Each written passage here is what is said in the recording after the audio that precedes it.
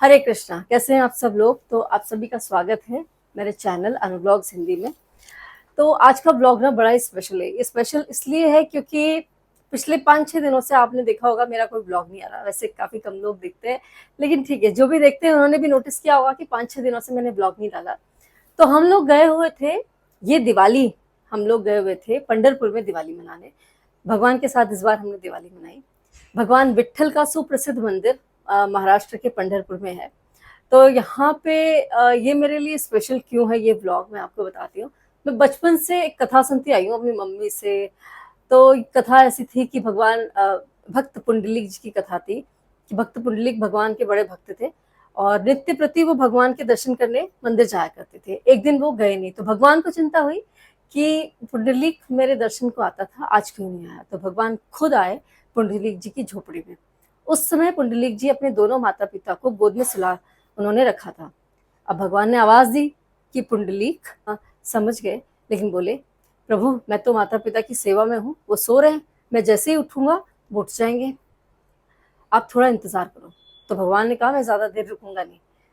तो पुंडलिक जी ने एक ईंट खिसकाई उनकी तरफ और कहा प्रभु आप इस पे खड़े हो जाइए, जैसे ही माता पिता सो जाएंगे या जब उठेंगे तब मैं आपके दर्शन को आऊंगा। तो भगवान ने क्या किया, भगवान उस ईंट पर खड़े हुए और वहां से अंतर ध्यान हो गए, लेकिन उस ईंट के ऊपर अपना एक रूप एक छोड़ के चले गए। उस रूप की पूजा आज पंढरपुर में विट्ठल नाथ के नाम से की जाती है। वहां भगवान की वो मूर्ति विराजमान है। अब हम जब इस मंदिर में गए, ये भारत का एकमात्र ऐसा मंदिर है जहाँ पे आपको कृष्ण मंदिर में, द्वारकाधीश के मंदिर में गर्भगृह में जाने की अनुमति है। जब आप गर्भगृह में जाती हो तो ये भी अनुमति है कि सिर्फ आप हाथ जोड़ के नहीं आओगे, आप प्रभु के चरण छू करके आंखों पे लगा करके आओगे। ये किसको सौभाग्य मिलता है कि प्रभु के चरणों को छू करके वो आए। तो आप लोग भी जरूर जाओ पंढरपुर मंदिर में।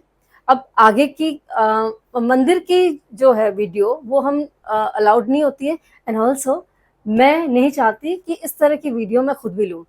ये पूरा एक वीडियो है जो 5-6 दिन का हमारा है, इसी में आपको दिख जाएगा कि हम कहाँ कहाँ गए।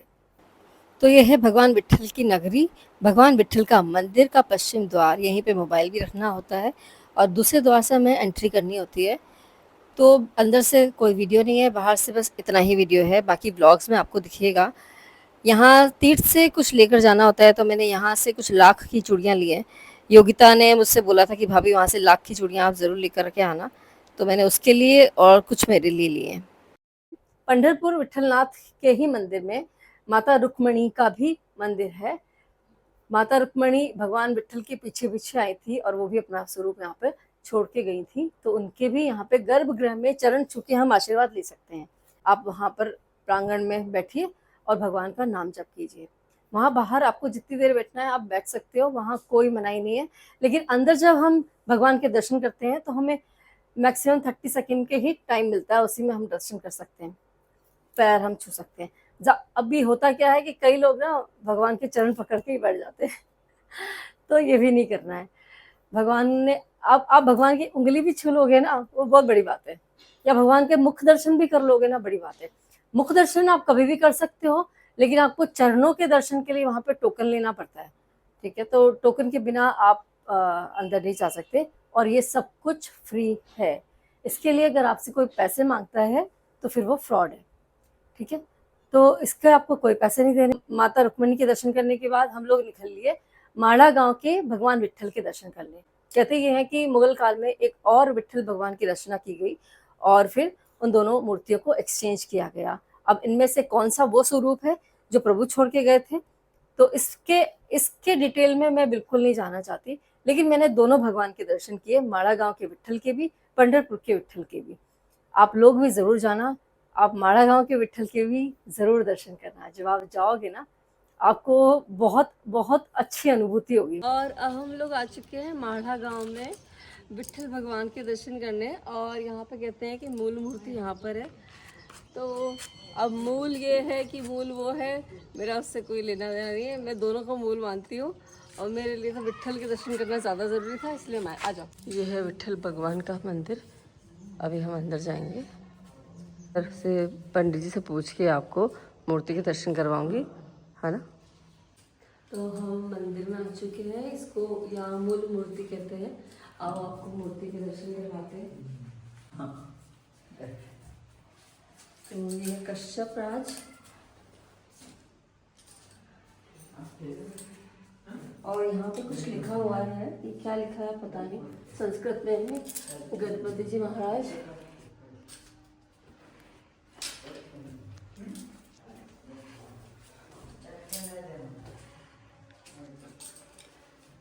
भगवान के चरण के दर्शन भी करवाऊंगी। अब दूर से भगवान हमें ऐसे लेफ्ट में जाएंगे और नारायण की मूर्ति के दर्शन करेंगे। यहाँ से हम ये छोटे मंदिर में झुक के जाएंगे। यहाँ है नारायण, दत्तात्रेय, दत्तात्रेय नहीं, ये तो नारायण है। और ये गणपति जी की पुरानी मूर्तियाँ हैं, ये सब एंशियंट है, और शिव जी की। और हम यहाँ से यहाँ है माँ रुक्मणी जी। तो यहाँ ऐसे लिखा है कि महादेव की पिंड है नारायण के सर पे। पिपलांचे पान, पान की निशान है उनके शरीर पे। ये उजव्या हातात काठी, मतलब राइट हैंड में काठी है। 3 तोड़े करदोड़ा, ये करदोड़ है। पाँव में घुंघरू है और लेफ्ट हैंड में शंख है। छाती पे मंत्र लिखा हुआ है। भृंगी ऋषि के मारे हुए हाथ नाखून है। और घुंघरे, ये मुझे नहीं पता है क्या होता है। और मकर कुंडल, कानों में मकर कुंडल। तो ये है पहचान। माढ़ा गांव के विट्ठल के दर्शन करने के बाद हम लोग निकल लिए अक्कलकोट। अक्कलकोट में है भगवान स्वामी समर्थ का मंदिर, और कहा जाता है कि स्वामी समर्थ दत्तात्रेय जी भगवान के 3rd इनकारनेशन है। स्वामी समर्थ को महाराष्ट्र में बहुत ज़्यादा माना जाता है। जो भी यहाँ आता है उसकी मनोकामना पूर्ण होती है। तो ये है स्वामी समर्थ भगवान का मंदिर का प्रांगण। और अंदर के दर्शन मैं नहीं लेती हूँ अधिकतर इस तरह के मंदिरों के। या तो पूछ के लेना चाहिए, या फिर बिना पूछे ले रहे हो तो फिर वो गलत है। ठीक है, तो यहाँ पे अलाउड वैसे भी नहीं है। लेते हैं कुछ लोग अपना चुपचाप से, लेकिन क्योंकि मैं ब्लॉग बनाती हूँ इसलिए मैं नहीं डालना चाहती जो अलाउड नहीं है। इसके बाद हम लोग निकल लिए गणगापुर। गणगापुर है कर्नाटक में, और कर्नाटक में है भगवान दत्तात्रेय का मंदिर। यहाँ पे भगवान के पादुका के दर्शन भी होते हैं और आपके भगवान के मुख दर्शन भी होते हैं। गणगापुर से फिर यहाँ पे त्रिवेणी संगम भी है, जिसके दर्शन हम लोग नहीं कर पाए क्योंकि मुझे थोड़ा सा बहुत ज़्यादा भीड़ से मुझे है परेशानी, तो मैं उसमें नहीं जा सकती। पर अगर आप कर सकते हो तो आप लोग ज़रूर करें। उसके बाद हम लोग चले गए थे तुलजापुर, माँ तुलजा भवानी के दर्शन करने। तुलजा भवानी के दर्शन करने के बाद हम लोग निकल लिए कोल्हापुर के लिए। कोल्हापुर में आई महालक्ष्मी का मंदिर है, जो कि बहुत ही सुंदर मंदिर है। जब आप इन मंदिरों के दर्शन करोगे ना, आपको ऐसा लगेगा कि ये इंटैक्ट हैं, ये वैसे ही हैं जैसा इन्हें होना चाहिए। बहुत बहुत सुंदर, बहुत भव्य मंदिर है। तो इस तरीके से हमारे ये पूरे 5 दिन, जो कहते हैं ना दिवाली के 5 दिन, हमारे भगवान के दर्शन करते हुए निकले। एंड आप लोगों को भी जाना चाहिए। आप लोगों को कैसा लगा मेरा ये वीडियो, आप लोग कमेंट बॉक्स में ज़रूर बताइएगा।